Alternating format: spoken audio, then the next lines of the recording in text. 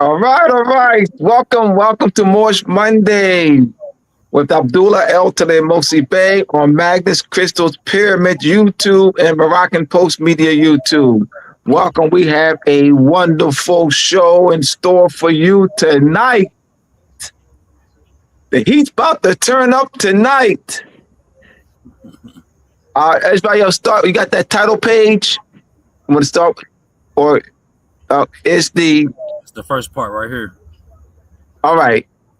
Yes. Did the United States and Morocco merge as one into one nation? The United States and Morocco merged into one nation. All right. So my website will be up soon. My website will be strolling across the screen pretty soon. mooresandmasonry.org. For any of my books, go to mooresandmasonry.org. Also, type your questions in during the course of the presentation. I will be checking. Israel and I will be monitoring the questions, but we will go into our presentation a bit before we field any questions or comments or criticism. All right, so we're about to get started. Let's turn up the heat.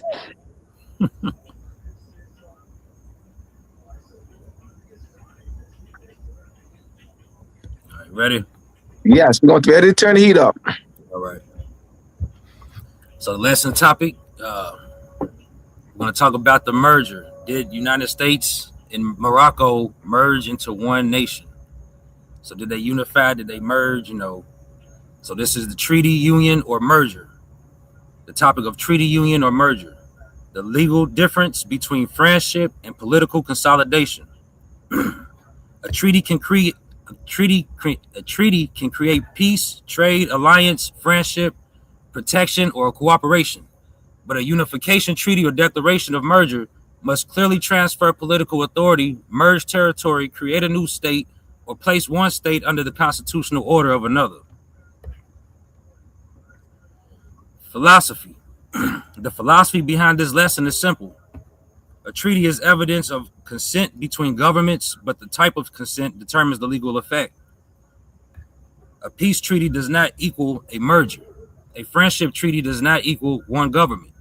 A trade treaty does not equal shared nationality. A unification treaty must clearly say that political authority, territory, constitution, government powers, or citizenship structures are being joined. The Vienna Convention principle is that a state's consent to be bound by a treaty is expressed through recognized acts such as signature, ratification, acceptance, approval, accession, or exchange of instruments. United Nations legal affairs.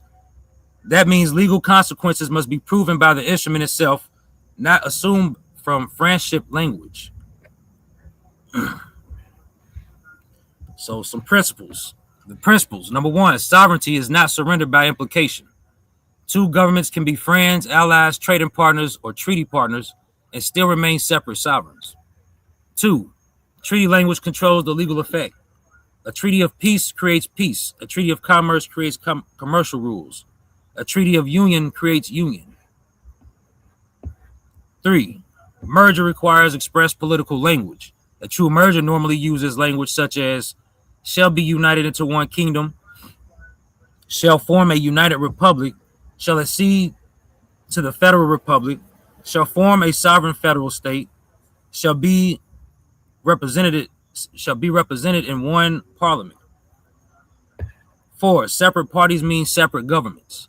The Morocco-U.S. treaties repeatedly treat Morocco and the United States as two separate parties with separate citizens, subjects, vessels, ports, consuls, and governments. Avalon Project. That's where you can find the treaties. Number five, trade cooperation is not political consolidation. The U.S.-Morocco Free Trade Agreement, FTA, improves market access and commercial opportunity. It does not create one legislature, one court system, one citizenship, or one territorial government. United States Trade Representative. Elements of a true unification treaty or merger declaration. To prove a real governmental merger, look for these elements. 1. Name parties. Two or more existing governments or states. 2. Express intent to unite. Language saying they merge, unite, accede, or form one state. 3. New political structure.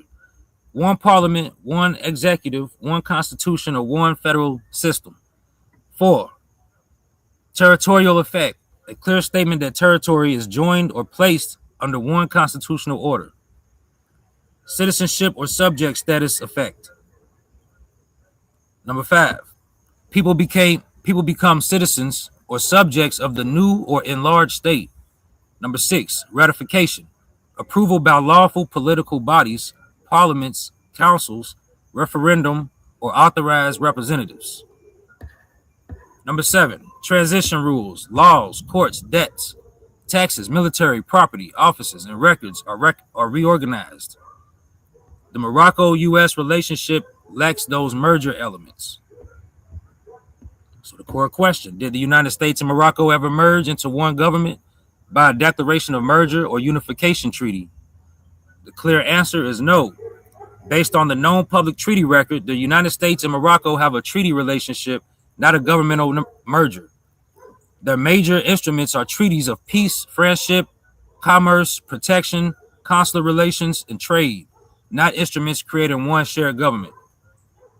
The 1786 Morocco-United States Treaty expressly calls itself a treaty of peace and friendship and refers to both sides as separate parties.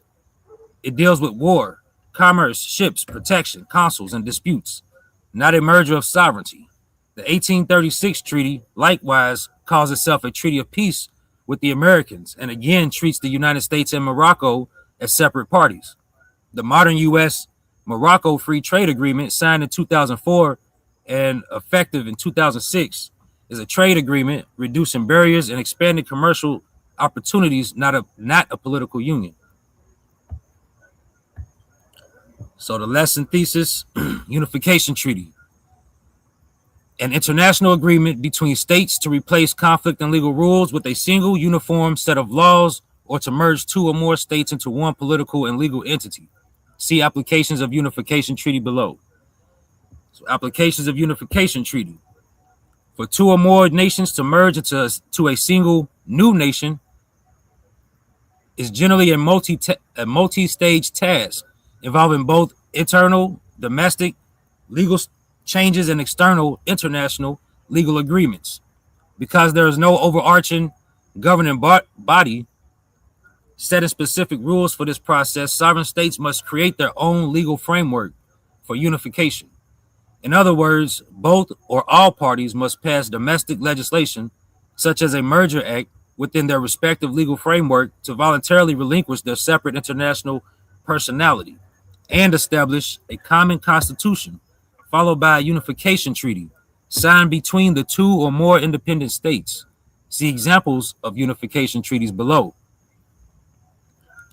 So we have Yemen's April 22nd, 1990 Unification Treaty Agreement establishing a union between the state of Yemen, Arab Republic, and the state of the People's Democratic Republic of Yemen.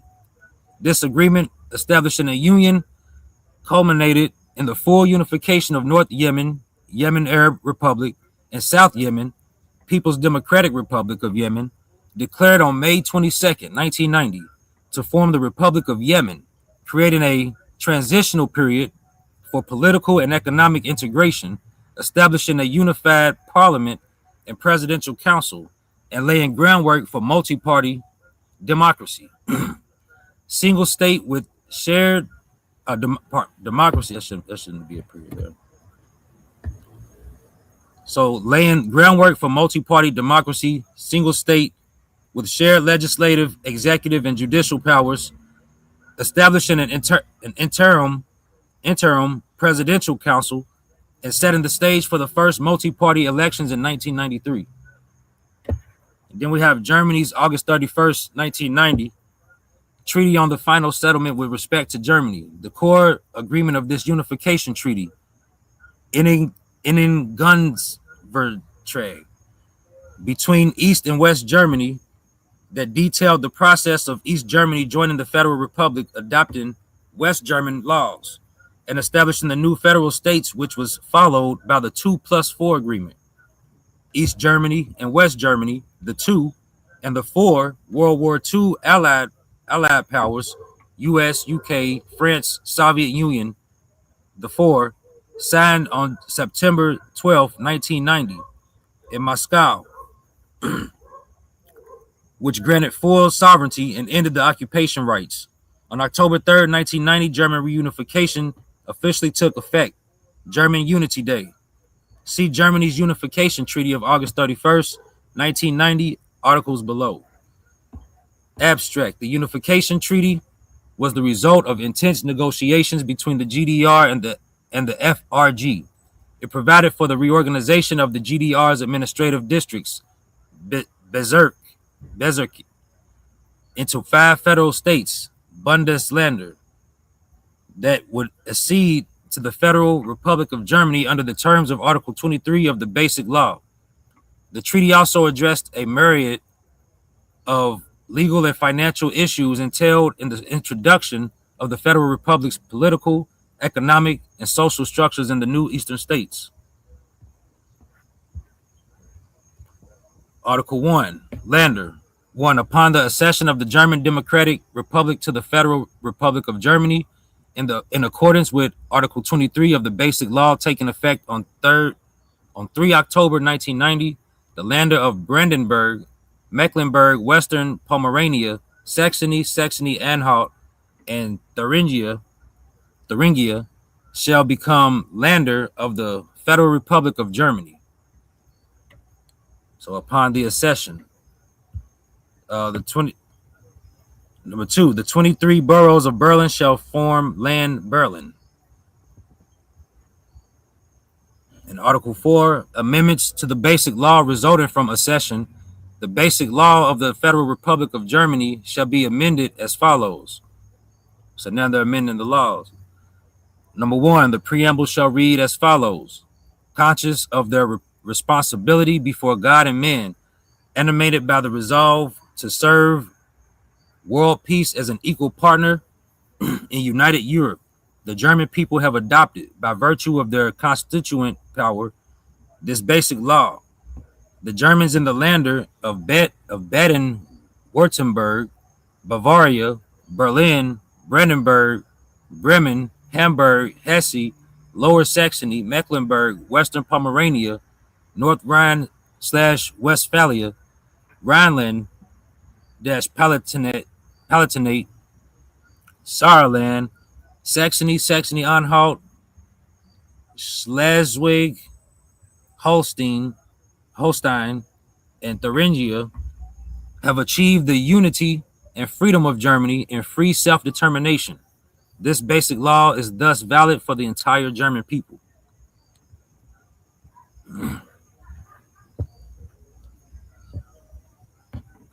So the one Federal Reserve note would act as a commemoration after the unification treaty. If there was a unification treaty between United States and Morocco. Yes, let me real quick. Yeah, this is what I used when I was in the misconception,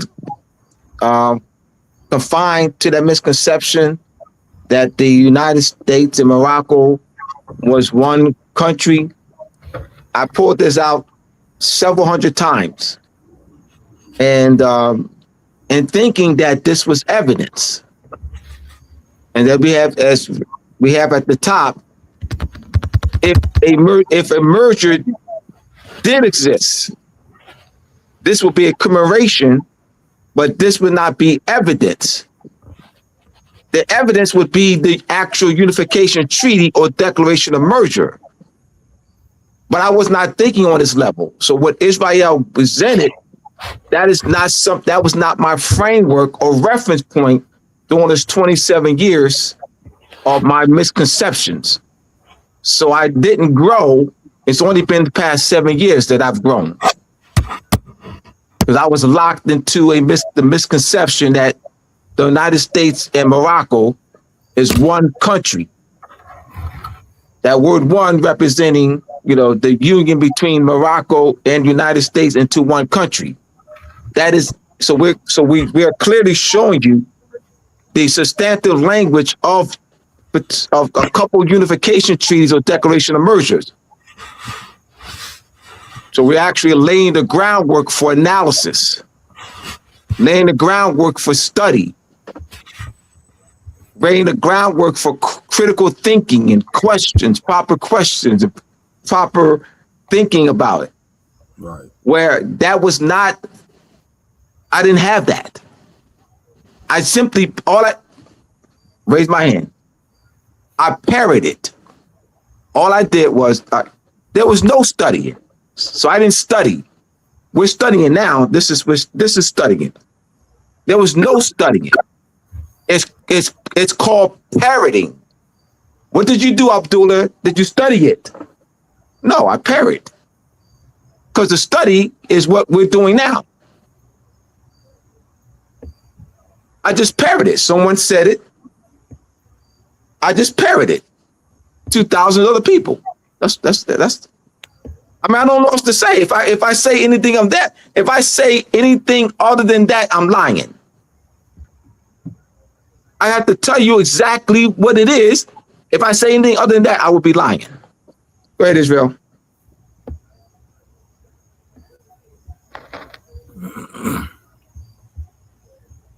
Here we go. Federal courts, jurisdiction for the Moors. State courts don't have jurisdiction over the Moors. These are the misconceptions that are Moorish nationalization status correction. So we have the constitutional fold of government, original organic United States Constitution, preamble, we the people of the United States. We have the 13th Amendment, the 14th Amendment, and the 15th Amendment. So what I parroted for 27 years, I can't say taught, because we're teaching now, so I can't use the word taught, because we're teaching. So it was no teaching. It was some parrot. I got to keep it real, man. So I don't care about the criticism. I don't care about that. I care about elevating the people. I parrot this, meaning that bringing the people back into the constitutional fold of government, moving them from the 13th, 14th, and 15th Amendment to the preamble of the United States Constitution, we the people of the United States. So I parroted, or I was presented that the Moorish nationalization process was the process that removes our people from the 13th, 14th, and 15th Amendment to we the people, to the preamble, we the people of the United States. I mean, moving back to that we the people of the United States are the Moors. That's the sovereign body, the Moors. So bringing our people back to that. So we were taken out of the sovereign body, we the people of the United States, and shift and taking out of that. So now the Moorish nationalization process is to take you out of the 13th, 14th Amendment back into the constitutional fold of government, we the people of the United States. I parroted that for 27 years to thousands of people. So I want to articulate the misconceptions with clarity. I continue, Israel. Thank you, brother. All right. So here we have Case Western Reserve University School of Law.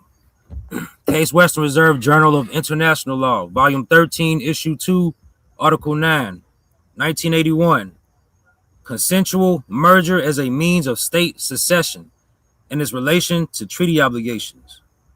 by Ronald J. Klein.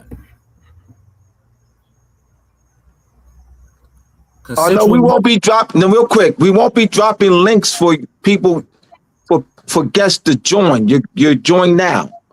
You just put your comments in. Just type your comments in, or criticism or question. But we don't put the StreamYard link in. I know there's other people that do that. There's other shows that do that, but we don't do that. Like, we'll bring guests on, but we don't put the StreamYard link in the comment section for anybody to come on. You can type your comments in. I just want to provide, because somebody had asked about that. Yeah. All right, so consensual merger as a means of state secession and its relation to treaty obligations by Ronald J. Klein. Number 1, introduction. Modern day states have become increasingly affected by various nations' implementation of social, economic, and military aid and subsequent regulation. As a result, maintenance of internationally agreed upon rights and obligations has become a vital goal, achievement of which should be sought through daily intergovernmental contact. This need for international stability has been threatened by the accelerated rate of state secession. The 20th century has witnessed consecutive decolonization and self-determination efforts fostered by various nationality groups. Each time a state secession occurs, the new state exhibits a completely new identity. This factor raises the question of how international relations can progress without a guarantee of bilateral or multilateral compliance with established rights. This note will examine some of the various forms of state secession, with particular emphasis on consensual merger. In addition to analysis, will specifically examine successor states' treaty rights in relation to customary international law and the newly drafted Vienna Convention on the secession of states in respect of treaties. The United Arab Republic, UAR, a past consensual merger between Egypt and Syria, will be used as an example for the purpose of analysis throughout the note. The UAR, which was established in 1958 with the intent of creating a pan-Arab empire, has been the most successful of the many Mid-East merger attempts and will therefore serve as a helpful model. All right, so what we're doing in this part 1, this is broken down into 2 areas of misconceptions on how the Moors of addressing the misconceptions of how the Moors became part and parcel or part of the United States. So we're addressing the first part, all right, and we'll address the second part in about 30 minutes of the Moroccan Empire and the United States merged into one nation. And so this is how. So the Moors are the supreme authority. So this is one area that we're addressing. And then 30 minutes from now, we'll address another area of the Noble Drawley's comment statement in the Constitution and bylaws of the Moorish Science Temple of America. Being Moorish American, you're part and parcel of their said government, must live a life accordingly. We will analyze that, all right, in about 30 minutes.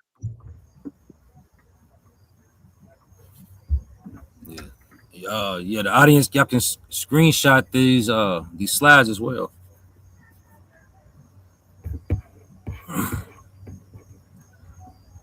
Number 2, state secession and its variations.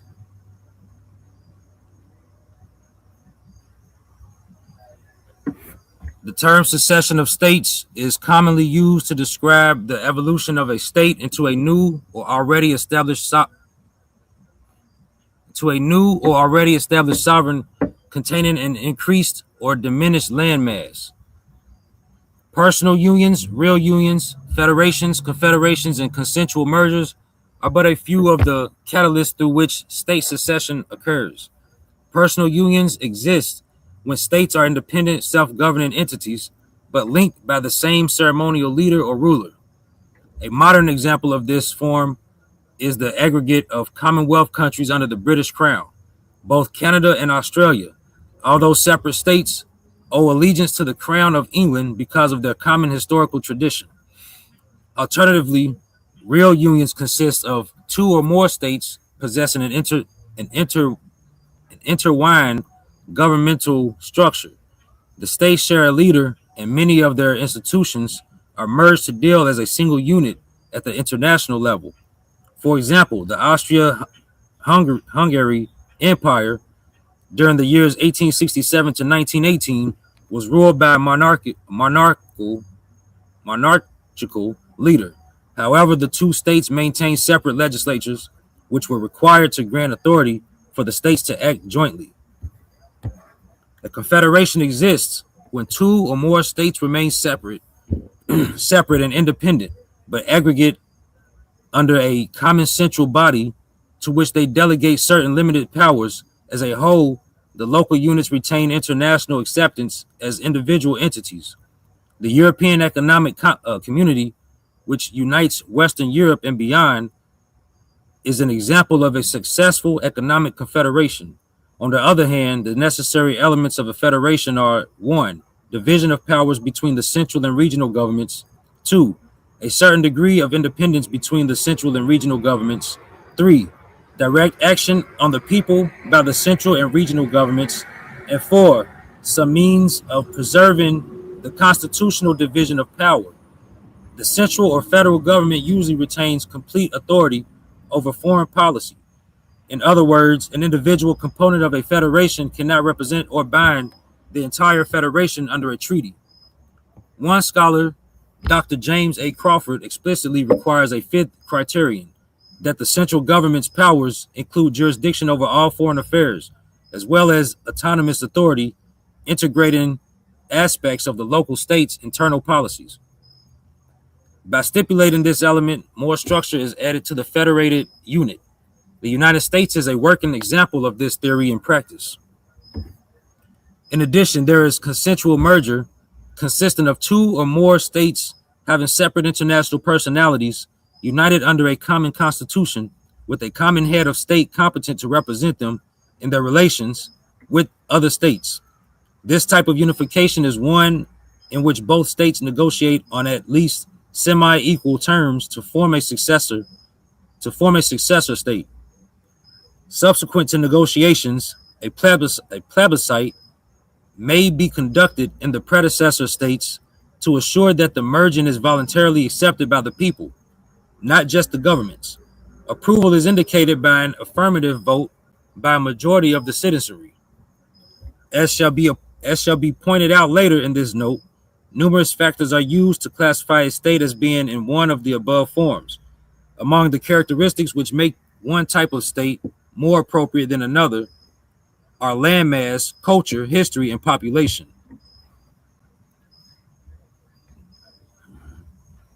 Real quick, Israel. Yes. So the what I parroted for 27 years is that the federal government is the Moorish government, and the state government is the European. And so the union, so we going back to the federal government, all right, that's the Moorish government that was established by the Moors. That means Thomas Jefferson and James Madison and Alexander Hamilton, and the gang had nothing to do with that. All right, meaning that it's not the central governing, because it's established by the Moors. That's the Moorish government. All right. And so the state government, New Jersey state, South Carolina state, North Carolina state, Kentucky state, have no jurisdiction over the Moors. The Moorish jurisdiction lies in the federal government. The state government, California and South Carolina, Virginia, that's the European government. They have no jurisdiction over the Moors. So you move cases. You move your case from the state government with a notice of removal, remove it out of the state's government because the state's governments don't have jurisdiction over the Moors, only the federal government, because that's the Moorish government. So you remove the case to the federal government, which is the Moorish government. I parried this for 27 years. I have to articulate with clarity the misconceptions.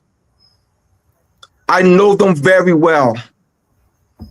I parried it for thousands of people for 27. I ate, slept, breathed this for 27 years.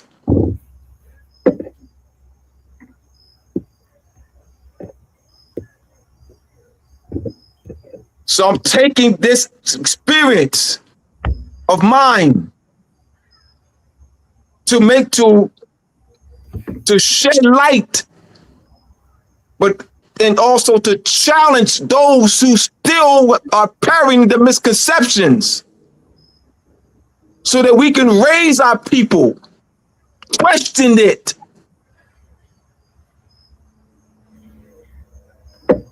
I never questioned it. I just parroted it.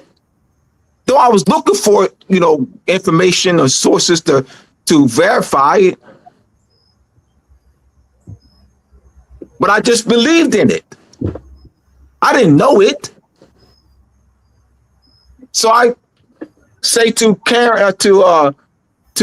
Israel and to Raheem and to King, what did I know?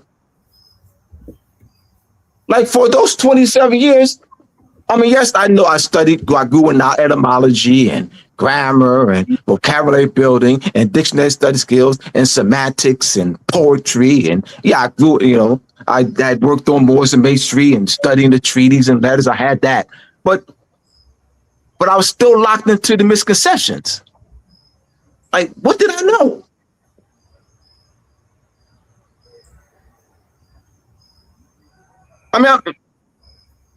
I just want to, so I'll continue to,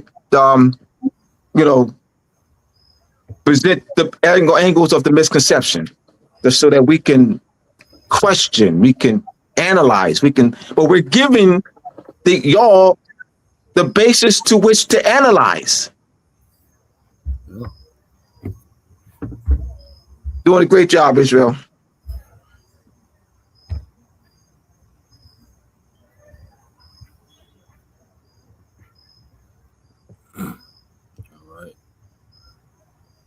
This is University of Nebraska, Lincoln, Digital Commons at University of Nebraska, Lincoln, Space, Cyber, and Telecommunications Law, Program Faculty Publications, Law College of Law, 3-1991, The Unification of Germany and International Law, Franz von der Dunk, University of Nebraska, Lincoln. All right.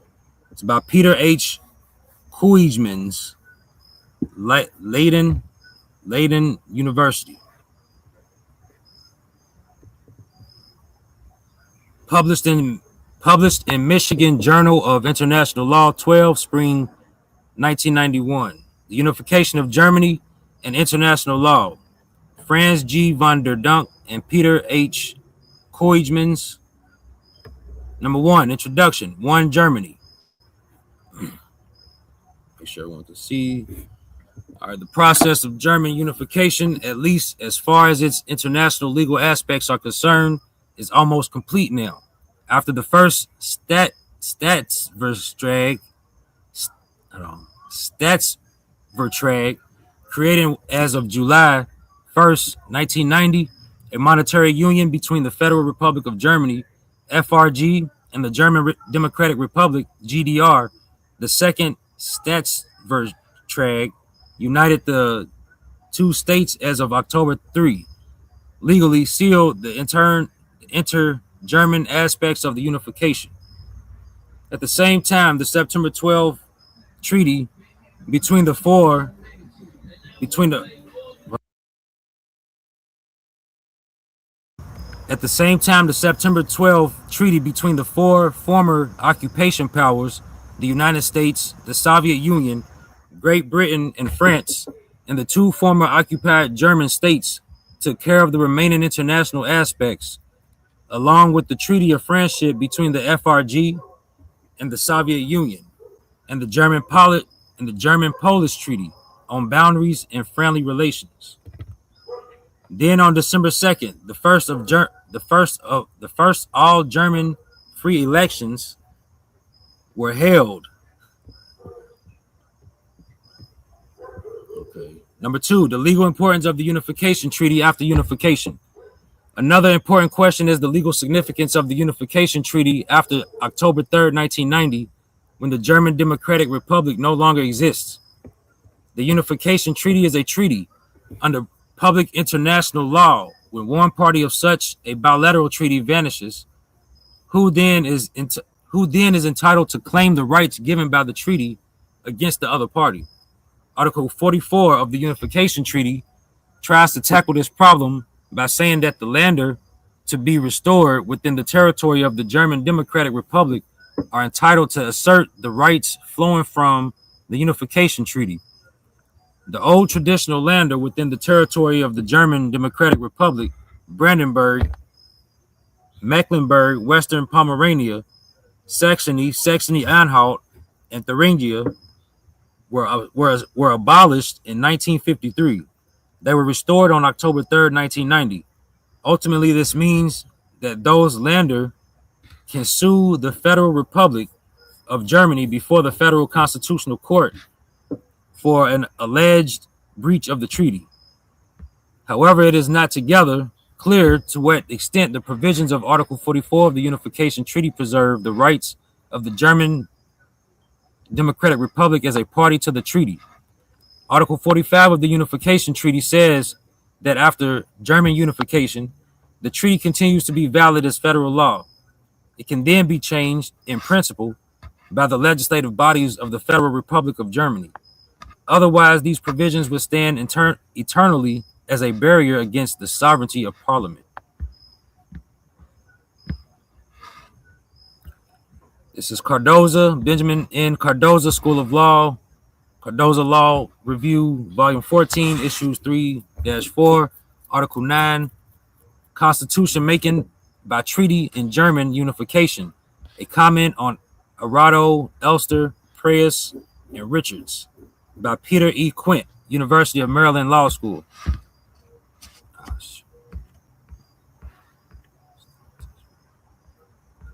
Constitution Making by Treaty in German Unification. A comment on Arado, Elster, Preyes, and Richards. Peter E. Quint.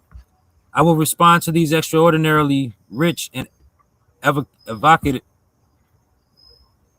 evocative articles by seeking to employ certain principles that they suggest to analyze a form of constitution making that they do not specifically consider constitution making by treaty as exemplified in the recent unification of West and East Germany, the Federal Republic of Germany, and the German Democratic Republic.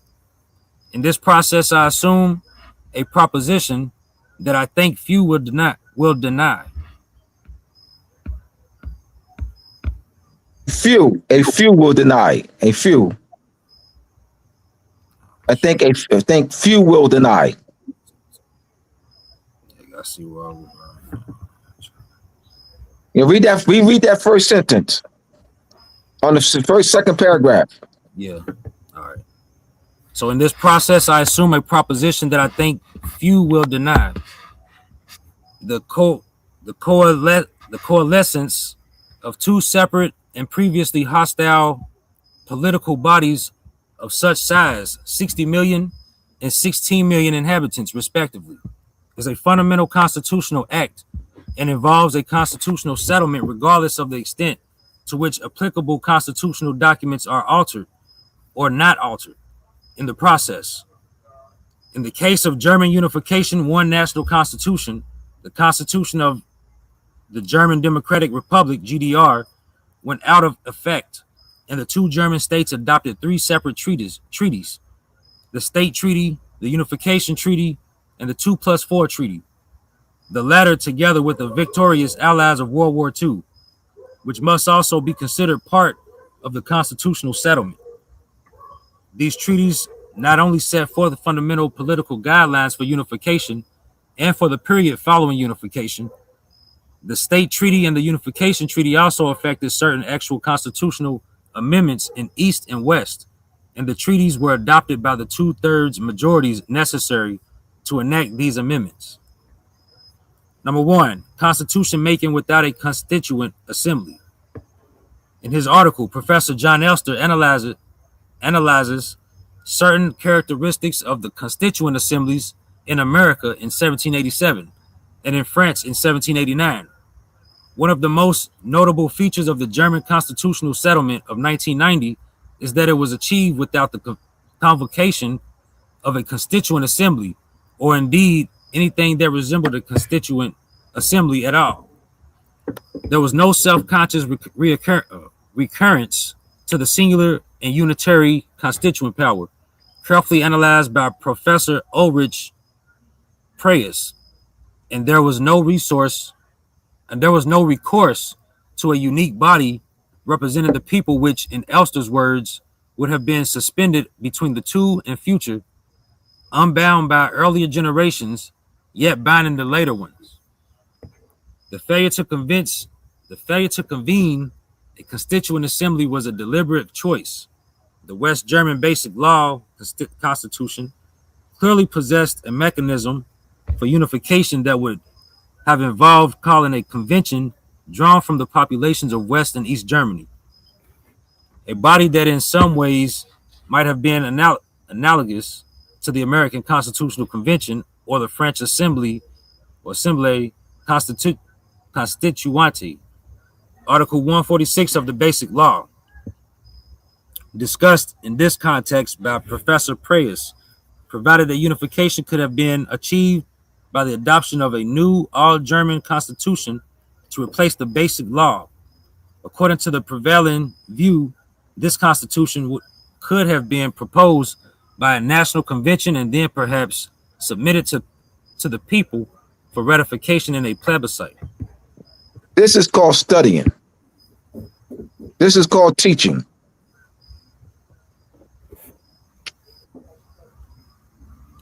This method, however, was not chosen, rather due to Eastern pressure for rapid unification under the Basic Law, fueled by a continuing migration of Eastern citizens to the West, as well as the clear preference of the conservative coalition governing West Germany. The prevailing political groups agreed that unification should occur under Article 23 of the Basic Law, through which the GDR would join or accede to the Federal Republic. This process required a 2/3 vote of the GDR Parliament, Volkskammer, for accession to the Federal Republic. Ratification of accompanying treaties also required a 2/3 vote of that chamber.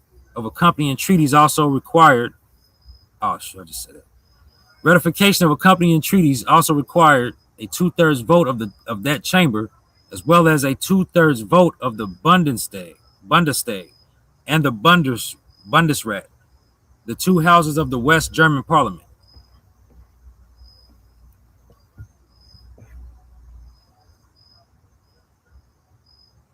All right. The results confirmed in large measure the consent of the German people to the fact and modalities of unification. Now all that remains is the possibility of a referendum to be held in the next few years, which could result in a new constitution. Such a constitution might lead to the replacement of the FRG for all practical purposes by a new state, Germany, or United Germany, or United Federation of Germany, or whatever name would be given to the newly United States. Does this mean, however, that the unification of Germany has taken place regardless of international law? The process, of course, had many important aspects unrelated to international law. However, the questions to be examined here are that what exactly were the international legal parameters of the unification process, and to what extent have they been acknowledged and incorporated into the legal instruments affecting the unification. It seems that in situations of an extremely political character, such as the one concerning the reunification of Germany, public international law cannot provide one final simple solution.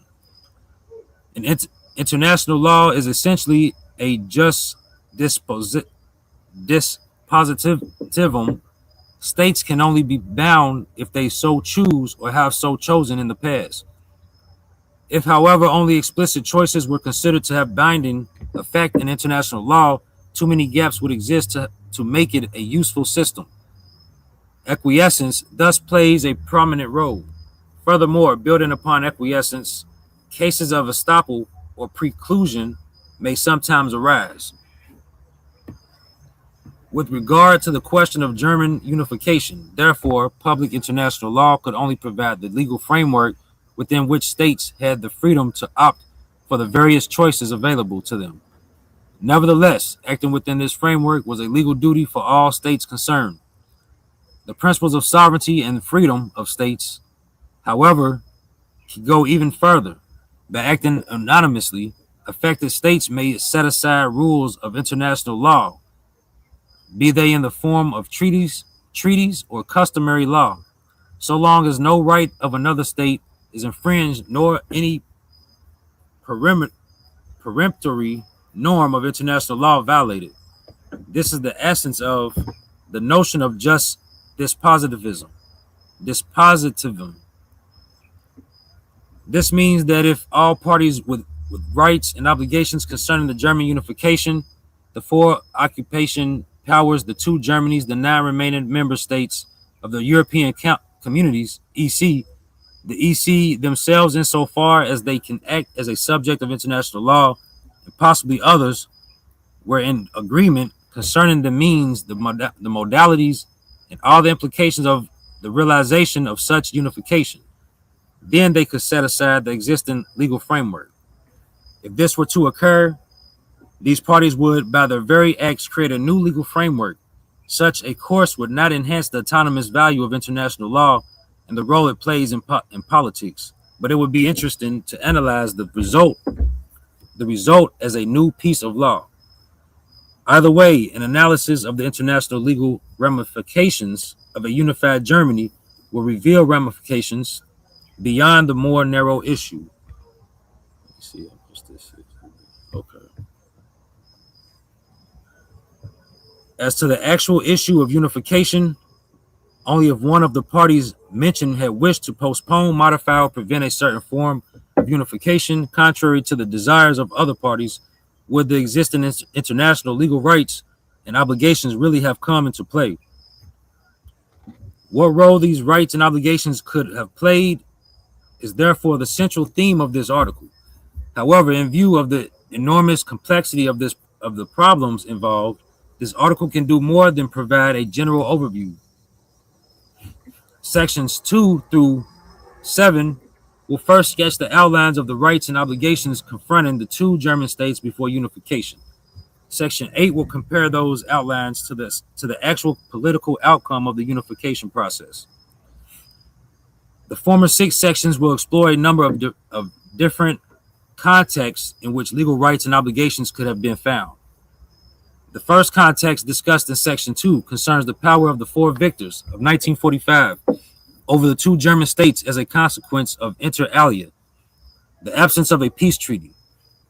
The second context discussed in Section 3 is that of the relationship between the two German states inter se, which until very recently still consisted of confrontation with each other over the heritage of the war. This confrontation was legally entrenched in their basic laws and their claims with regard to each other, especially the claims of the FRG with regard to the GDR. And in this situation, legal principles such as acquiescence and estoppel are relevant. The third context discussed in Section 4 is the is the incorporation of the two German states in the military blocs formed around the United States and the Soviet Union, NATO and the Warsaw Pact, respectively. Because of its close relationship with NATO, the role of the Western European Union will also be dealt with in this context.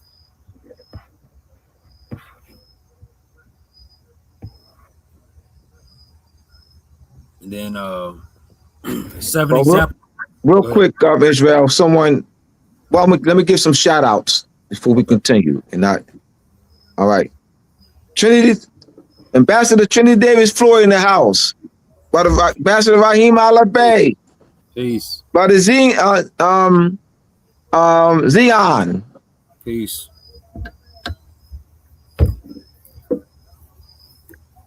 What's that? Exion. Zion. Yes. Afro Samaria. We have Richie Rich, Denzel Early, Boo Paul, Pan, Malati Toism. Peace, everyone. And we have user SM4YR3ZL1C. Welcome. Thank you all for joining. Joel Master, Brother Jay in the house. All right, welcome. Denzel Early, 55. We fall under federal jurisdiction, not state jurisdiction. Not state jurisdiction. I had no idea. I never. All right, let me. We made that. There's a misunderstanding what I said. I never said that we fall under the federal jurisdiction and not state jurisdiction. I never said that. I said the misconception that I parroted. Let's be clear. On what I parroted it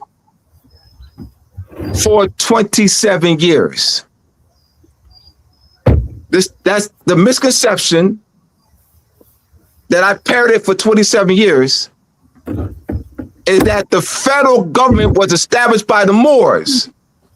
The federal government is the Moorish government. Make clear. I'm not saying that it is. I'm saying that is what I parroted for 27 years. That the federal government is the Moorish government, and the state's government is the Europeans.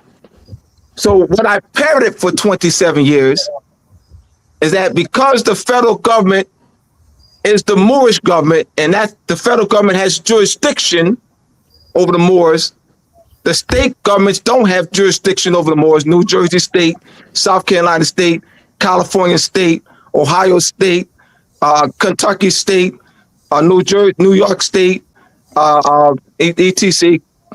don't have jurisdiction over the Moors. When the Moors move their cases out of federal state courts, because the state courts don't have jurisdiction over Moors, into federal court. Remember, that's not my claim. I'm saying that is what I parroted for 27 years. There's no evidence that the Moors established the federal government.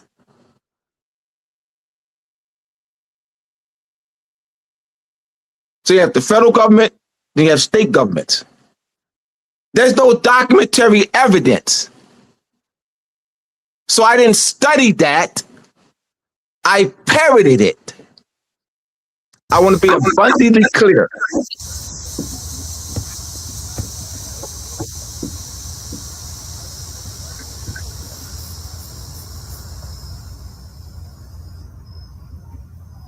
All right, so where are we doing? What a post office. Ask the questions relative to the presentation. The United States is a third-party contractor. This is Afro-Samaria 6170. The United States is a third-party contractor to the contract treaties between Morocco and Great Britain. The third-party agent to proper law of the contract has exceeded his authority. I'm not clear on this. The question, so statement, it's a statement. Well, DuPont in the house.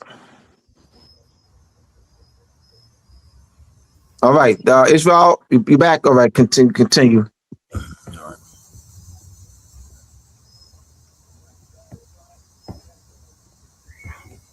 Seven examples of real unification instruments.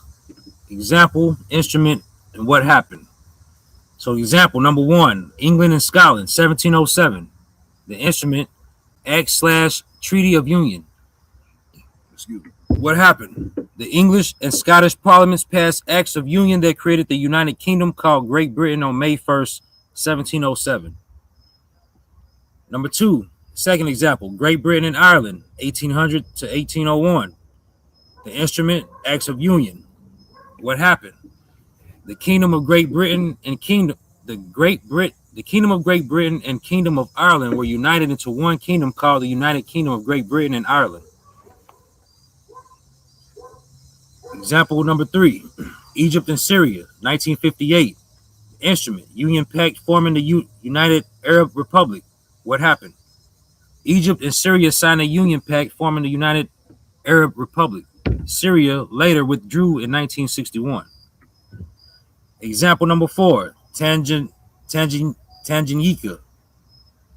and Zanzibar, 1964.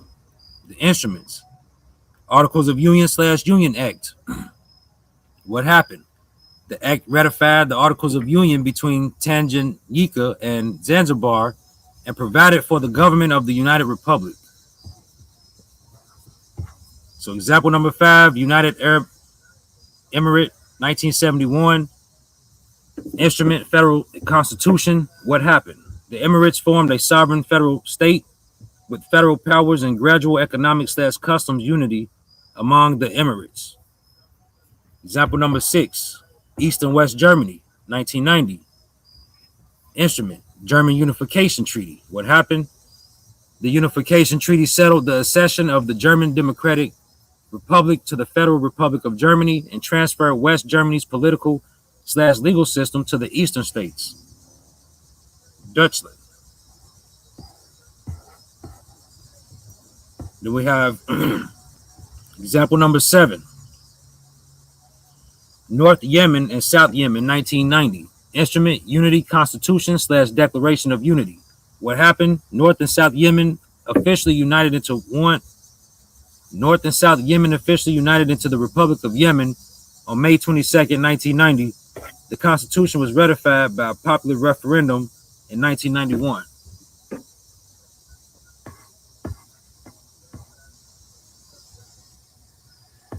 So, application to the United States and Morocco. Finding of fact one, the 1786 instrument between Morocco and the United States is titled and structured as a treaty of peace and friendship, not a treaty of union. Avalon Project. Finding of fact two, the treaty regulates ships, war, commerce, protection, consuls, debts, and disputes. It does not create one government, one parliament, one court system, one constitution, or one citizenship. Finding of fact three, the 1836 treaty continues the peace relationship and again treats the United States and Morocco as separate parties.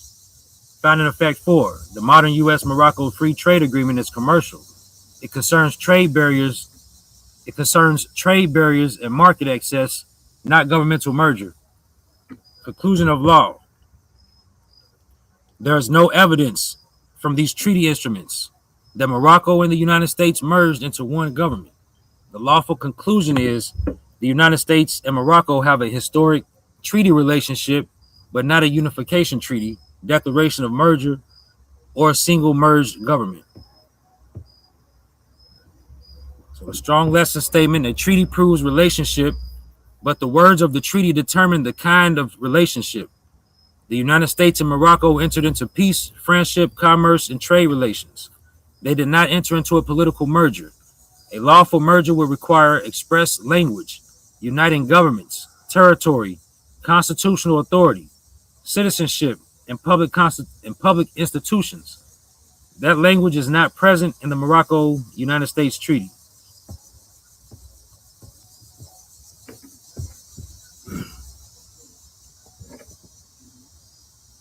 So now we're going into part 2. Title: Part and Parcel / Partial.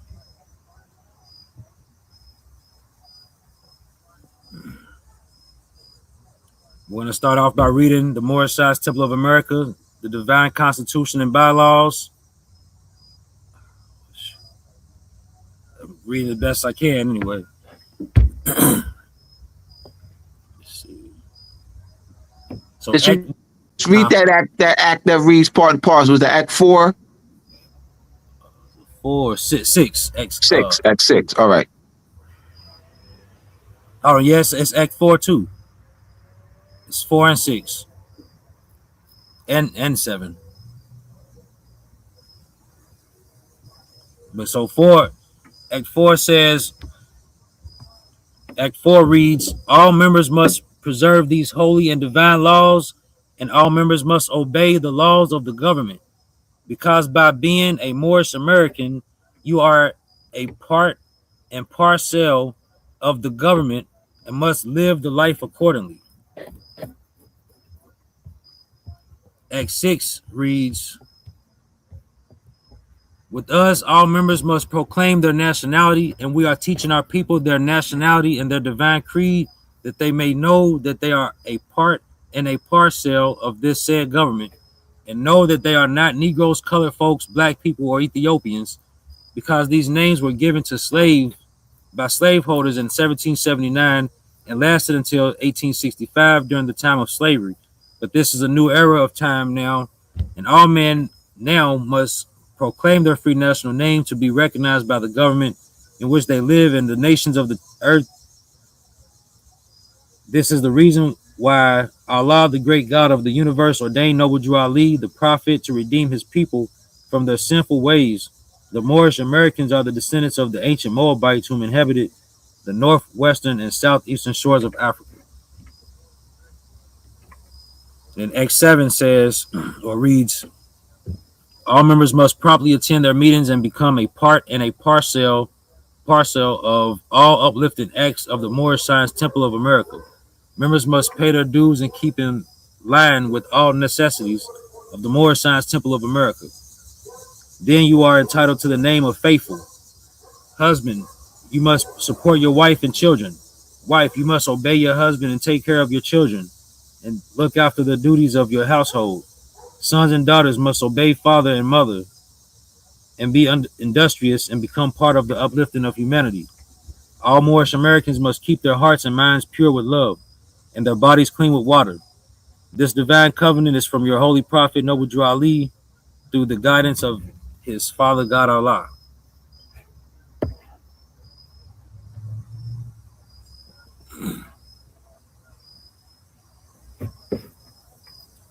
You want to speak on the part and parcel? Yes. All right. So for 27 years, there was a great deal of discussion that I've had in the classes that I was part of the Constitution and bylaw of the Moorish, of the Constitution and bylaws of the Moorish Holy Temple of Science reads part and parcel, PARCL, and the Constitution and bylaws of the Moorish Science Temple of America reads part and partial, PARTIAR. And so what was the discussion was that there was a deliberate change from parcel to partial, and that part and parcel means that we are that we are the sovereigns of the land. So that was a deliberate change from the Constitution and bylaws of the Moorish Holy Temple of Science to the Constitution and bylaws of the Moorish Science of America, part and parcel, part and partial. All right. So it wasn't. So that was a lot of discussion on that. Now let's put the prepositional phrase. Whether it's part and parcel, it's of this said government. Part and parcel of this said government. Or part and partial of this said government. How are the Moors? What instrument that you in the listening audience or anyone can present as evidence, as an exhibit that made Moors part and parcel of this said of the United States or part and partial of the United States? I just want to set that, and that there was a huge. I mean, this was hours upon hour. I mean, wow. And so I was trapped into that paradigm for 27 years. I'm like, man, what did I know? I'm just keeping it real, my brothers and sisters. Because I was trapped in this paradigm for 27 years. What Israel read for the past hour, that was none of the teachings at all. And this is why Israel read it, because we want the audience to see we're teaching. We don't want to say, well, they can read it on their own, Israel. We don't need to read all that. No, yes, we do.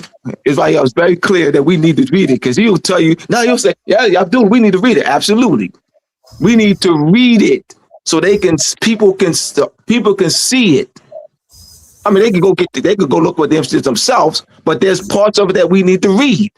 So Israel did a very great job in putting together this. We can continue.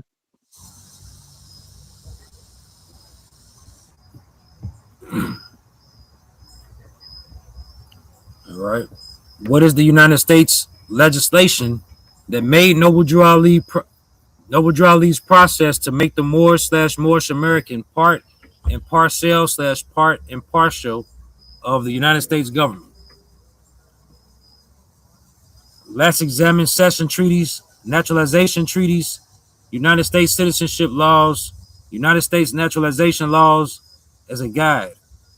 Article 6 of the United States Constitution, Article 1, Section 1 of the United States Constitution, Article 2, Section 1 of the United States Constitution. How did Noble Drew Ali gain United States legislative power to create a law making the Moors / Moorish American part and parcel / part and partial of the United States government? What United States legislation created the Moorish Science Temple of America to be a United States citizenship office?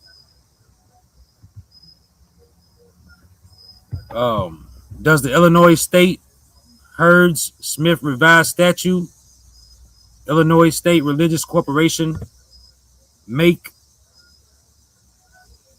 Moors / Moorish Americans part and parcel / part and partial citizens of the United States?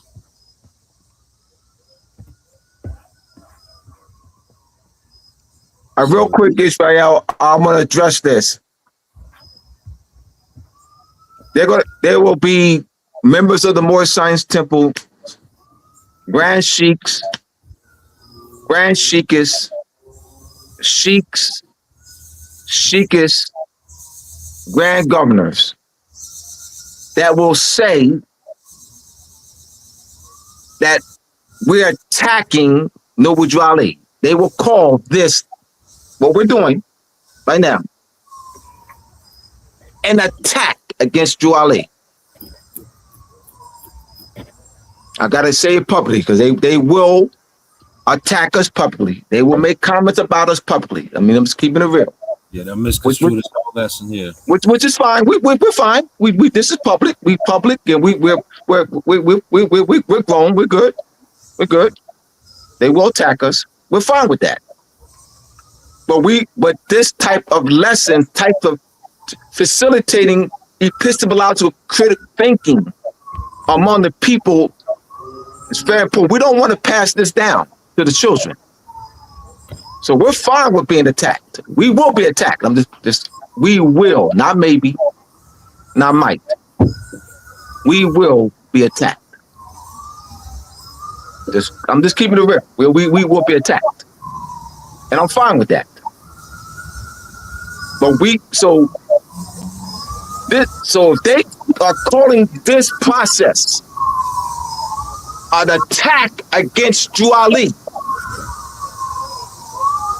raising questions about evidence, to present evidence. How do we, a little child, Grand Sheik, Grand Governor, or Sheik is, how did we become part and parcel of the United States? Child, the prophet said,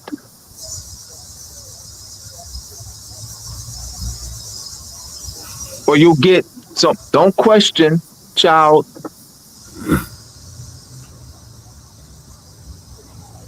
Now, we stimulated questions. They call the questions attack.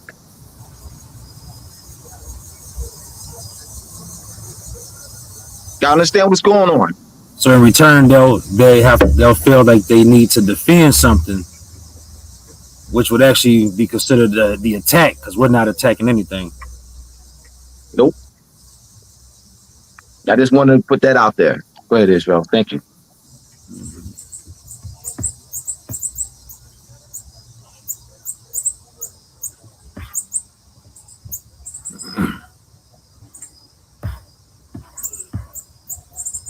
So this is Justia, the Justia website, becoming a U.S. citizen under naturalization law.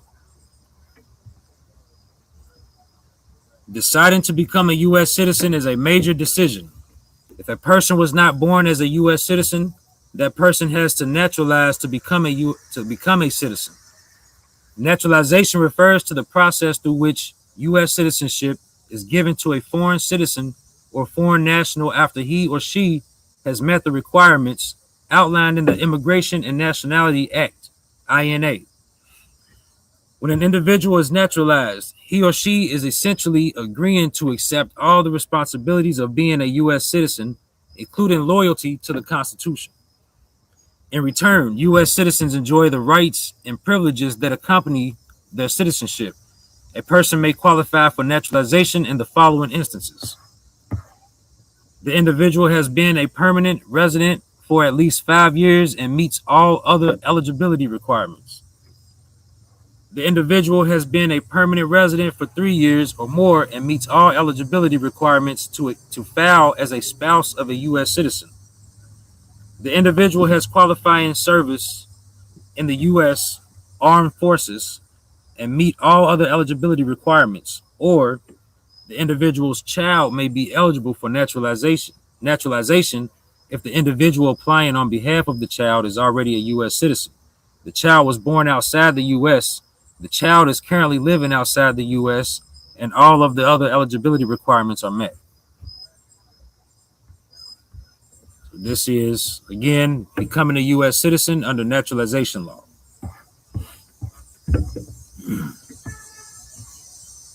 Article 3, Section 1 of the United States Constitution. The United States Citizenship and Immigration Services, USCIS, was created by the Homeland Security Act of 2002.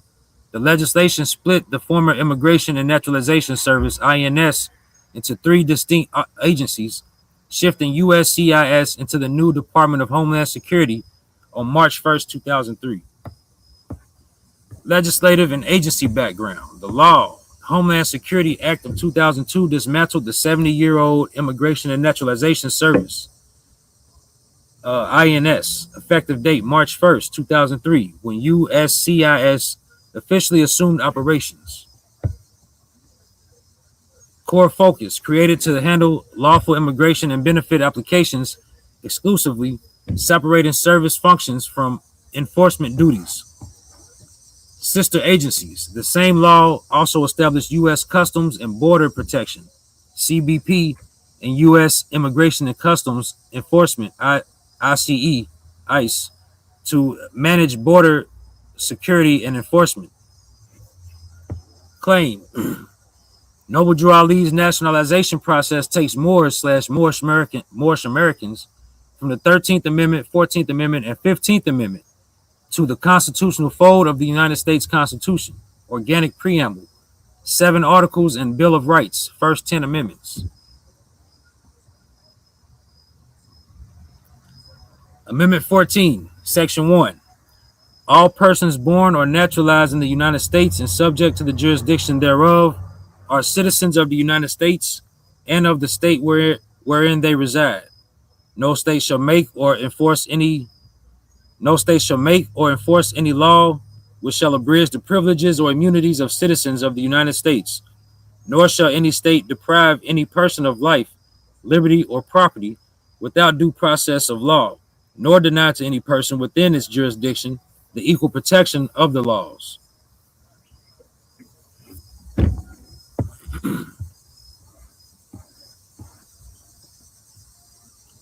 Elements of nationality does not include individualism. So, full breakdown of nationality, we have the first column, consanguineous aspect of nationality. The second column, socio-cultural aspect of nationality. The third column, political framework of nationality. And the fourth column, legal framework of nationality. So, consanguineous, social-cultural, political, and legal. Under the consanguineous aspect of nationality, we have consanguinity, ancestry, parentage, descent, genealogy, pedigree, and lineage. Under the socio-cultural aspect of nationality exists language, dress/headdress, ceremonies/dance, holidays, rituals, festivals, religion. Under the political framework of nationality, we have it involves defining the national identity of the people, constitution, through the nation's constitution, the political term, the people of Burkina Faso, the people of France, the people of China, etc. Under the legal framework of nationality, this involves the legislation and execution of nationality laws, just sanguinis, just solely, naturalization.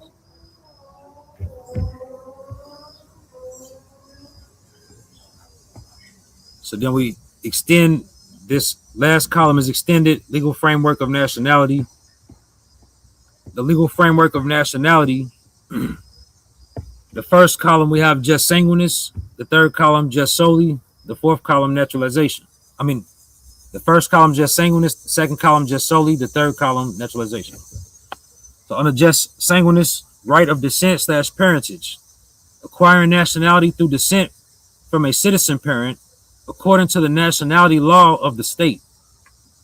Examples: someone born on U.S. soil to German citizen parents generally acquires dual citizenship of both the U.S. and Germany. Someone born on U.S. soil to Mexican citizen parents generally acquires dual citizenship of both Mexico and the U.S. Someone born on Russian soil to Nigerian citizen parents acquires Nigerian citizenship by descent. Then we have under the just solely column, right of soil means the right of soil / place of birth, acquiring nationality because of birth within the territory of a state. according to that state's nationality law. Examples: someone born on U.S. soil to French citizen parents generally acquires dual citizenship of both France and the U.S. Someone born on Canadian soil to Spanish citizen parents generally acquires dual citizenship of both Canada and Spain. Someone born on Mexican soil to Spanish citizen parents generally acquires dual citizenship of both Mexico and Spain. So then we have the naturalization, under the naturalization column, uh, acquisition of citizenship after birth through a voluntary legal process under the domestic law of the state. Application/consent of the individual. Lawful or habitual residence as required by state law. Good character where required. Language/civics/integration requirements where required. Oath or declaration of allegiance where required. Dual nationality and renunciation rules vary by state.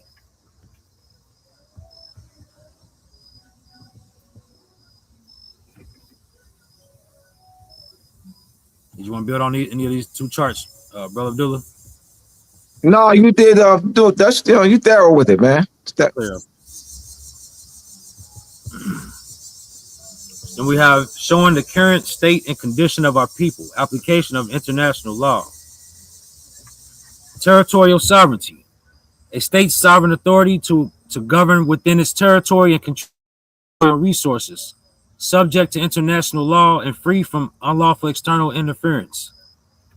Acquisition of nationality. The legal means by which an individual acquires the nationality of a state. Historical doctrine. Acquisition of nationality through subjugation and cession. Classical international law treated certain lawful changes of sovereignty by subjugation or cession as capable of changing the nationality of inhabitants. Modern international law does not recognize territorial acquisition resulting from the unlawful threat or use of force. A treaty may regulate the nationality of, or citizenship status of inhabitants when territorial sovereignty is ceded, transferred, or otherwise altered. Territorial cession treaties with nationality/citizenship provisions. Examples: Article 3 in the 1803 Louisiana Purchase Treaty between the United States and France. Inhabitants of the ceded territory shall be incorporated into the Union and admitted as soon as possible to the rights, advantages, and immunities of U.S. citizens. Number 2, Articles 5 through 6 in the 1819 Adams-Onis Treaty between the United States and Spain. Article 5 permits inhabitants who wish to leave to remove to Spanish dominions. Article 6 provides for incorporation of inhabitants remaining in the ceded territories and admission to U.S. citizenship rights. Articles 8 and 9 in the 1848 Treaty of Guadalupe Hidalgo between the United States and Mexico, Mexicans in the transferred territories could retain Mexican citizenship or acquire U.S. citizenship. Article 9 addresses incorporation and citizenship rights.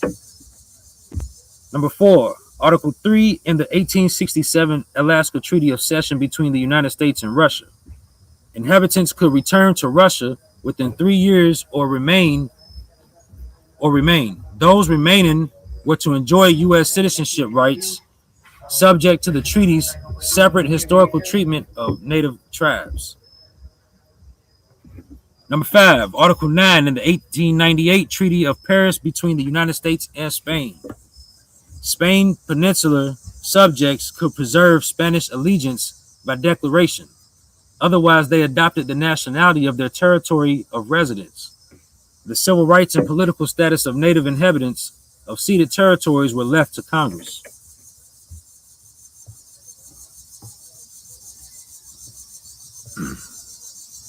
Again, territorial sovereignty.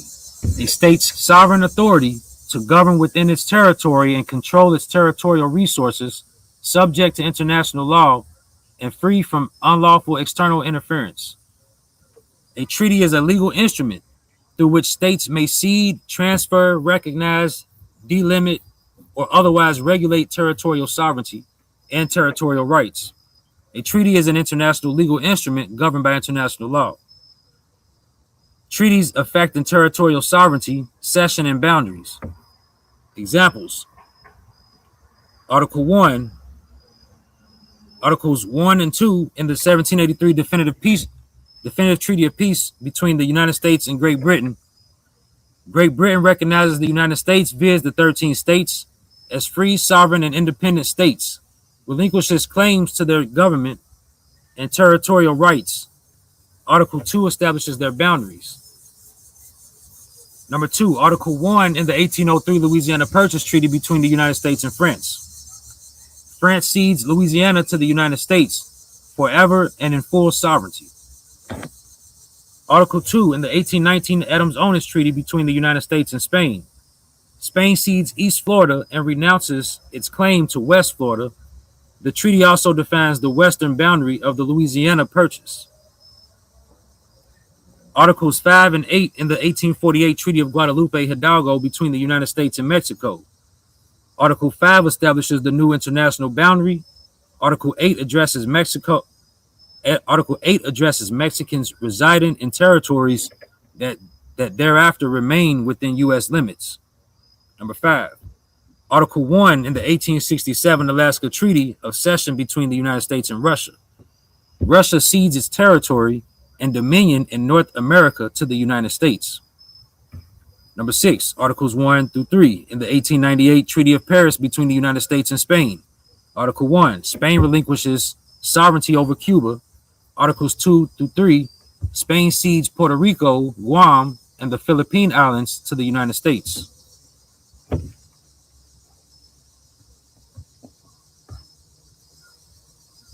Change of sovereignty of a people and the United States Constitution. History does not furnish us with a well-defined precedent where a nation, in case of conquest or acquisition of foreign territory, has ever succeeded in abolishing the laws and customs of a people brought under its dominion. Pilate surrendered Christ to the Sanhedrin because he had offended only against the Jewish authorities. Upon the overthrow of the Roman Empire by the northern barbarians, Theodoric, the enlightened king of the Ostrogoths, proclaimed that other kings had made the conquest at the ruination of the conquered peoples. That he, on the contrary, only desired that the Romans might congratulate themselves on the benefits of his dominion. His government was marked by a few radical changes in existing institutions, and by that humane and considerate policy which was observed by the Visigoths upon their entrance in Spain and permitting the inhabitants to continue in the exercise of their own laws and customs, while the conquerors practiced the unwritten laws and observances of the Goths. William the Conqueror, upon his invasion of the British Isles, was not able to extinguish Anglo-Saxon ideas of rights and justice, and the Moors occupied the Iberian Peninsula nearly 8 centuries, and although their sway affected legislation, they left it Spanish. Warren Hastings' plan of 1772 for the government of British India continued Mohammedan law in force. Austria has seen good reasons for not attempting to make changes in Hungary. While it is surprising to find how Spanish everything is even today throughout Latin America. And so it would seem that upon the broad and general grounds of the eternal fitness of things, aside from the political and legal aspects of the case, the United States of that's not okay. Let me just read this highlighted part. Yes, read the highlight part. By the recent treaty with Spain, sovereignty is ceded to the United States over Puerto Rico and the Philippine Islands with the following proviso. The civil and political status of the native inhabitants of the territories hereby ceded to the United States shall be determined by Congress. The seat in power imposes no conditions and reserves no rights defined and secured by the federal constitution to the inhabitants of these new possessions. All right, so keep in mind that we are examining Juali's, we're measuring the statement that's in Act 6 of the Constitution and Bylaws of the Moorish Scientific of America. Being Moorish American, you're part and parcel of this said government and must live the life accordingly. We are measuring that statement, right, to these instruments, treaties, or how have people become part and parcel or citizens of the United States. This is not an act of attacking. This is critical thinking and analysis. So we're measuring a statement, or part and parcel of the said government, and must live life accordingly. How did Moors become part and parcel of the United States? How did the French subjects in Louisiana Territory become part and parcel or citizens of the United States? How did the Mexicans become part and parcel of the United States? How did the Spaniards in Florida become part and parcel citizens of the United States? How did those in Cuba, Guam, Virgin Islands, Panama, Samoa, Puerto Rico in 1898 became part and parcel of the United States?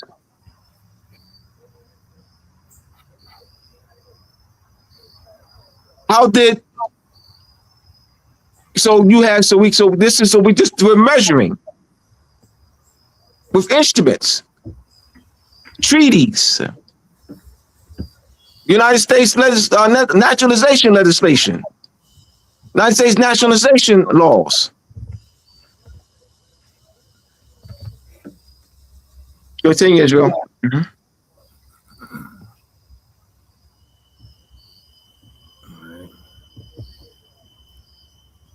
It is natural. Excuse me.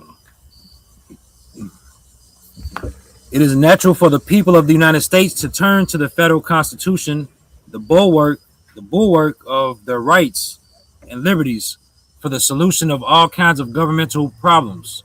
And in so doing, there is a tendency to overlook one of its principal objects and purposes, namely, to provide means for the better distribution, exercise, and regulation of a greater part of the sovereign power of the United States than had existed under the Articles of Confederation.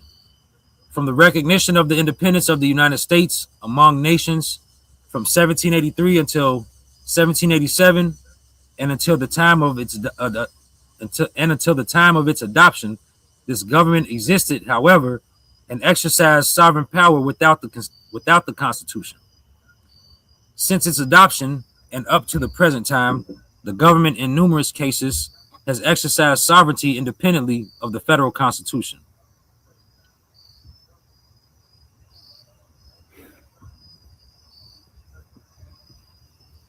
So this is History, Art, and Archives, United States House of Representatives, Historical Highlights, Immigration and Nationality Act of 1965. It says, on this date, in a ceremony at the base of the Statue of Liberty, President Lyndon B. Johnson signed into law the Immigration and Nationality Act of 1965, commonly known as the Hart-Celler Act, after its two main sponsors, Senator Philip A. Hart of Michigan and Representative Emanuel Celler of New York. The law overhauled America's immigration system during a period of deep global instability. For decades, a federal quota system has severely restricted the number of people from outside Western Europe eligible to settle in the United States. Passed during the height of the Cold War, Hart-Celler erased America's long-standing policy of limiting immigration based on national origin. 40 years of testing have proven that the rigid pattern of discrimination has not only produced imbalances that have irritated many nations, but Congress itself, through a long series of enactments forced by the realities of a changing world, often saw fit to modify this unworkable formula so that today it remains on the books primarily as an expression of, of grat, gratuitous gratuitous condescension, condescension observed Seller, the chairman of the House Judiciary Committee. In its place, Congress erected a legal framework that prioritized highly skilled immigrants and opened the door for people with family already living in the United States. The popular bill passed the House 318 to 95, 318 to 95. The law capped the number of annual visas at 290,000, which included a restriction of 20,000 visas per country per year. But policymakers had vastly underestimated the number of immigrants who would take advantage of the family reunification clause. In particular, the law created new opportunities for immigrants from Asian nations to join relatives in America. Following Hart-Celler, annual immigration jumped to nearly 500,000 people, and only 20% came from Europe.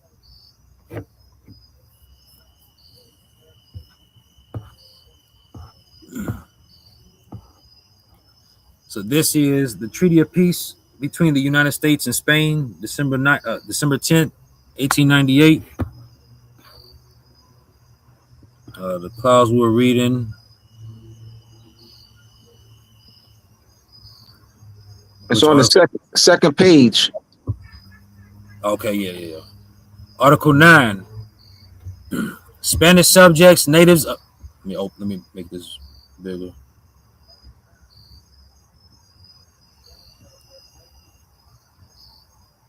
All right.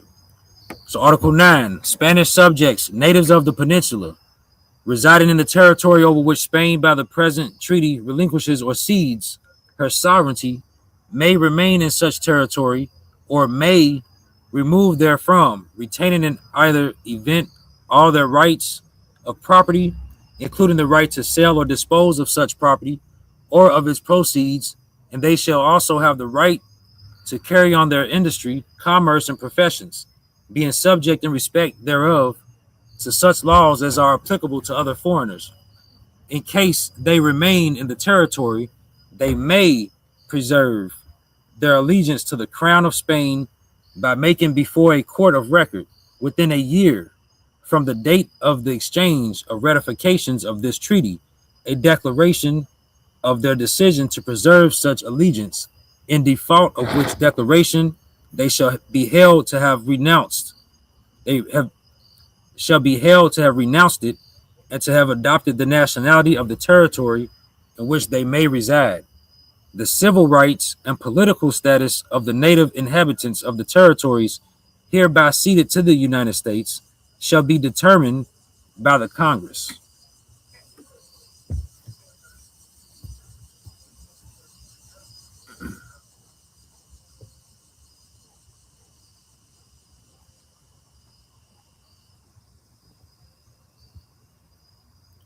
Non-citizen national of the United States on Form I-9, employment eligibility verification, and the international law of application of law of acquisition of nationality through subjugation and cession. United States Congress legislated this legal status for those in the unincorporated territories that the United States acquired from Spain through the 1898 peace treaty between Spain and the United States, Virgin Islands, Guam, Samoa, Puerto Rico. Spain ceded a number of Spanish possessions to the United States, giving United States territorial sovereignty over those territories. This is the Form I-9, employment eligibility verification, Department of Homeland Security, U.S. Citizenship and Immigration Services.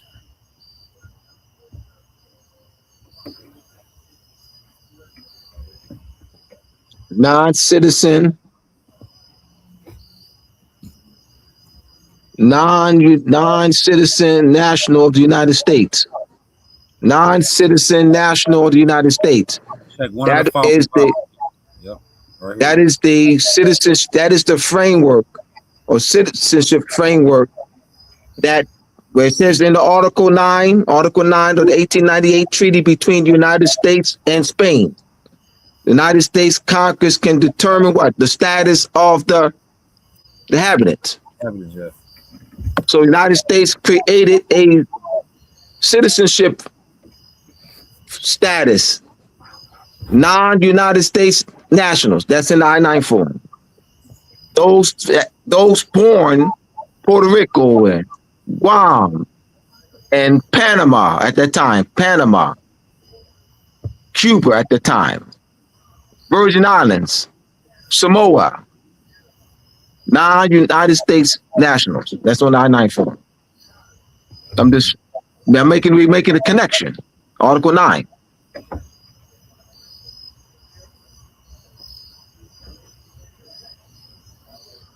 So now we have 8 FAM 302.6 acquisition by birth in Puerto Rico. Current 8 FAM 302.6-1 current law. A. Puerto Rico comes within the definition of United States given in section 101 part A part 38 of the Immigration and Nationality Act, INA. A person born in Puerto Rico acquires U.S. citizenship in the same way as one born in any of the 50 states. B. Section 302 INA 8 USC 1402 applies specifically to persons born in Puerto Rico on or after April 11th, 1899.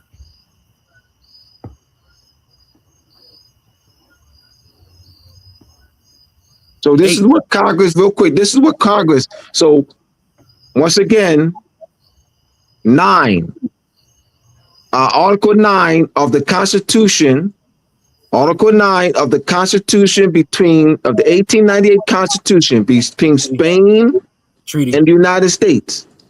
Congress can determine the status. So what Congress is now doing in this legislation is determining the status of those in Puerto Rico. Mm-hmm. But Article 9. So how did those in Puerto Rico become parts of the United States? We're showing you. And then we're showing you the specific United States legislation. We're walking you through this. This is studying. This is teaching. Now I don't know what I was doing before, so I can't call it studying and teaching. So I can't call this studying and teaching, and I can't use the same words. Parroting. That's the word I mean. Parroting. Right. So let me read Articles 1 and 2 of the same treaty. Article 1, Spain relinquishes all claim of sovereignty over and title to Cuba, and as the island is, upon its evacuation by Spain, to be occupied by the United States. The United States will, so long as such occupation shall last, assume and discharge the obligations that may under international law result from the fact of its occupation for the protection of life and property. And then Article 2 reads, Spain cedes to the United States the island of Puerto Rico and other islands now under Spanish sovereignty in the West Indies, and the island of Guam in the Marianas or Ladrones. And then Article 3 is Spain cedes to the United States the archipelago known as the Philippine Islands and comprehending the islands lying within the following line. And then it has the layout here.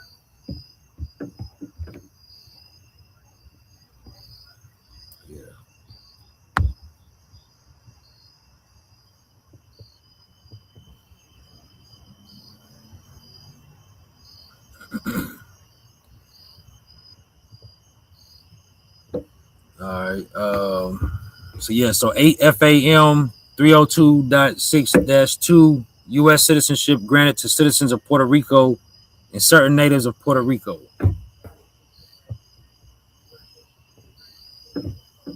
A. The Act of March 2nd, 1917, granted U.S. citizenship as of that date to all citizens of Puerto Rico and to certain natives of Puerto Rico who had been absent from Puerto Rico on April 11th, 1899, but had returned to reside permanently. B. The following persons who did not make the declaration mentioned in Section 5 became U.S. citizens as of March 2nd, 1917. 1. All citizens of Puerto Rico, regardless of their place of residence on March 2nd, 1917. And 2. All natives of Puerto Rico who were not citizens of any foreign country and who were absent from Puerto Rico when the United States acquired it, but had returned to Puerto Rico and were residing there on March 17, 1917. C. In addition, no U.S. citizen women who were married to Puerto Rican citizens acquired U.S. citizenship automatically upon their husband's acquisition of U.S. citizenship pursuant to Section 5, unless they were ineligible for naturalization. D. The opportunity to decline U.S. citizenship was included in Section 5 in recognition of the Puerto Rican nationalism of many Puerto Ricans. The Act of March 4th, 1927 allowed a person to repudiate such a declaration within the year following the date of the act and thereby to acquire U.S. citizenship. Section 322 NA permitted persons who had declared their intention not to become U.S. citizens under the Act of March 2nd, 1917, to acquire U.S. citizenship by making a declaration before the U.S. District Court of Puerto Rico at any time. E. Other provisions of Section 5 of the Act of March 2nd, 1917 permitted permanent residents of Puerto Rico who have been born there to non-U.S. citizen parents to acquire U.S. citizenship by declaring allegiance before the U.S. District Court for Puerto Rico within 6 months after March 2nd, 1917, or within 1 year of reaching age 21, if the person was still a minor on March 2nd, 1917. The Act of March 4th, 1927 amended Section 5 to provide that qualified persons who had not taken the opportunity to become U.S. citizens by making such a declaration had another chance to do so before March 4th, 1928. 8 FAM 302.6-3 U.S. citizenship of persons born in Puerto Rico on or after March 2nd, 1917 and before January 13, 1941. A. The Act of March 2nd, 1917 was originally enacted, did not make any provisions for acquiring U.S. citizenship by birth in Puerto Rico. B. The first law specifically relating to the acquisition of U.S. citizenship by birth in Puerto Rico was the Act of June 27, 1934, 48 Stat 1245. C. Under this act, persons born in Puerto Rico after April 10, 1899, who were not U.S. citizens on June 27, 1934, acquired U.S. citizenship on that date unless they, 1, had acquired a foreign nationality at birth, 2, had in some way lost previously acquired U.S. citizenship before June 27, 1934, or 3, were on that date foreign citizens residing abroad. D. Under the same act, persons born in Puerto Rico on or after June 27, 1934, but before January 13, 1941, became U.S. citizens at birth unless they acquired a foreign nationality at birth through a parent. The Act of June 27, 1934 was intended to confer citizenship only on persons born in Puerto Rico who would otherwise be stateless. Thus, acquisition of a foreign nationality in any manner, including by automatic operation of foreign law, will keep a person born in Puerto Rico from benefiting from the Act of June 27, 1934. All right, that's then explain that by automatic operation, by operational laws. It's called the Hague Convention of Stateless Person. You said a foreign law. All right, so they mentioned stateless, prevention of stateless. So because then you had the Hague Convention of Stateless Person. I forget what year. What year is that? 18 something, late 1880s. The Hague Convention of Stateless Persons.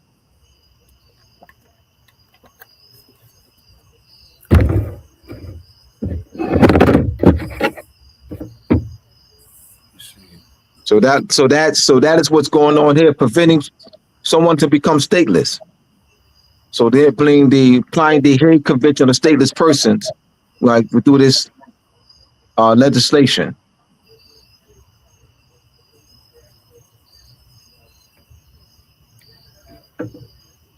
This is studying. This is called studying and teaching. Was it 1954? 1954, Hague Convention Stateless Person. All right. So that was it after this then? There's another. Was there? There's one before that. Was not one in the 1880s? I'm about to check. Hold on.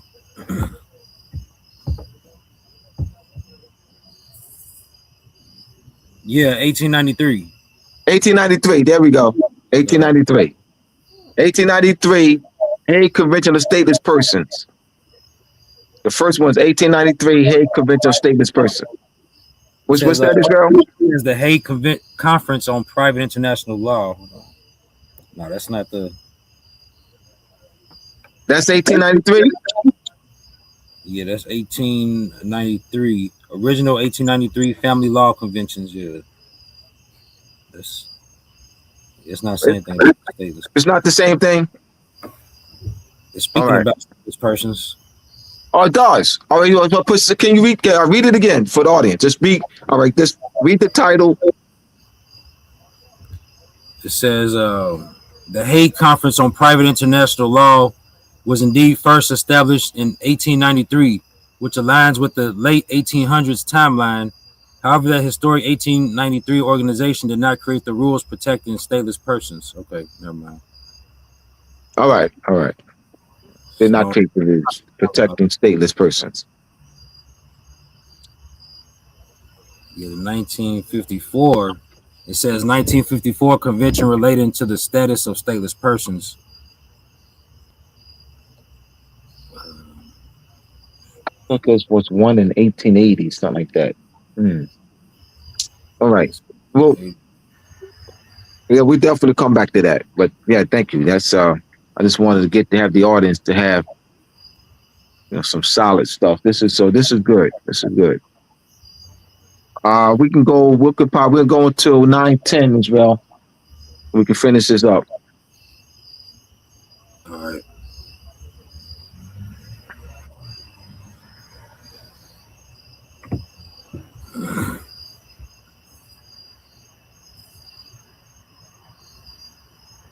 It says, hold on. It says, if you're tracking an international agreement from 1880, it would not have been a Hague Convention, as the famous diplomatic structures at the Hague did not exist yet. All right. Thank you.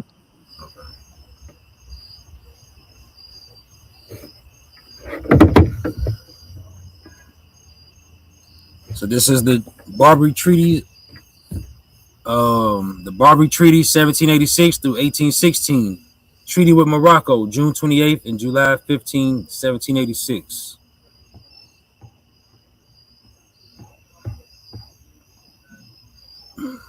So we just read the highlighted. Here we go. Article 20. If any of the citizens of the United States or any persons under their protection shall have any disputes with each other, the council shall decide between the parties, and whenever the council shall require any aid or assistance from our government to enforce his decisions, it shall be immediately granted to him. Article 21. If a citizen of the United States should kill or wound a Moor, or on the contrary, if a Moor shall kill or wound a citizen of the United States, the law of the country shall take place and equal justice shall be rendered. The consul assisting at the trial, and if any delinquent shall make his escape, the consul shall not be answerable for him in any manner whatever. 22. If an American citizen shall die in our country and no will shall appear, the consul shall take possession of his effects, and if there shall be no consul, the effects shall be deposited in the hands of some person worthy of trust, until the party shall appear who has a right to demand them. But if the heir to the person deceased be present, the property shall be delivered to him without interruption. And if a will shall appear, the property shall descend agreeable to that will, as soon as the consul shall declare the validity thereof. 23.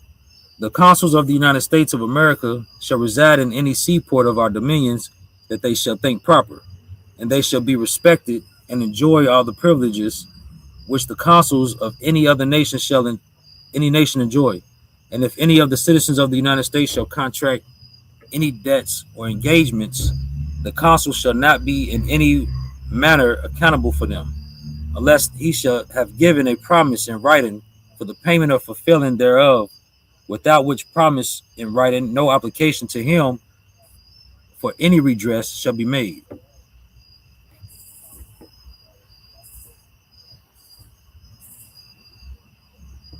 So is this how is this treaty?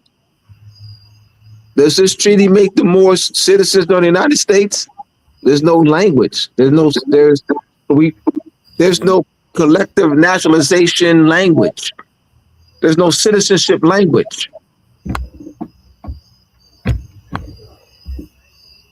So you've seen treaties that have the Guadalupe Treaty between the United States and Mexico, the Louisiana Purchase Treaty, 1803, between the United States and France, the 1819 Treaty between the United States and Spain. You know what the substantive language, the citizenship language looks like. You've seen it in other treaties. Do you see that type of language in this treaty? This is why we have to walk you through. That's why we have to read. You have to study. You have to have references. What's been going on is just making stuff up, coming out of thin air. No true studying. We can't pass that down to the children.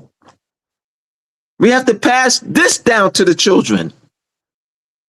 This type of epistemological reasoning, critical thinking, study, and research down to the children. Type of questions. And don't be afraid to ask questions. This is not an attack on Noble Drew Ali. But I know sheiks, members of the Moorish Science Temple, sheiks, sheikas, grand governors, grand sheiks, grand sheikas will say, I know they will say that this is an attack on Noble Drew Ali. I know that. I'm just keeping it real. We will be attacked. I'm not fine with that.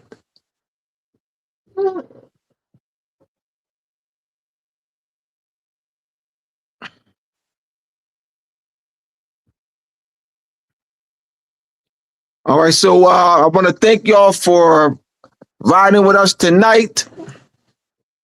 Next week, I will have in the house Pastor P, Pastor Phyllis Rami. She is friends with Latanya Davis Floyd, and and also Francesca Diaz, and also Trinity. Know the trend. We have a voice, Trinity Davis Floyd. She's been on Trinity Davis Floyd's platform and also prayer line on Sundays. So Pastor P, Pastor Phyllis Rami, also known as Pastor P, will be my guest next week. All right. So till then, go to my website, mooresandmasonry.org. Go to mooresandmasonry.org for my books. Close it out, Israel.